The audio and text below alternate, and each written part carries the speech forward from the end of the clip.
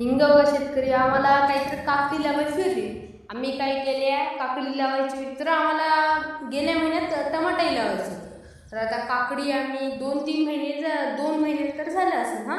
तर लावून आता एल्या मोठी झालीत आणि आम्ही सुचू लागल्या टमाट्याला. तर ऊन आता खूपच हे करपून जाईल म्हणून आता आम्ही शोचमध्ये चिपळले.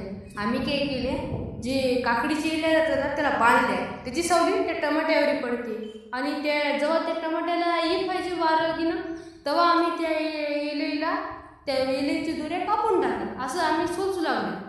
तर आता ते खूपच चांगलं रिझल्ट आले आणि ते तुम्हीच बघा कसं रिझल्ट आले.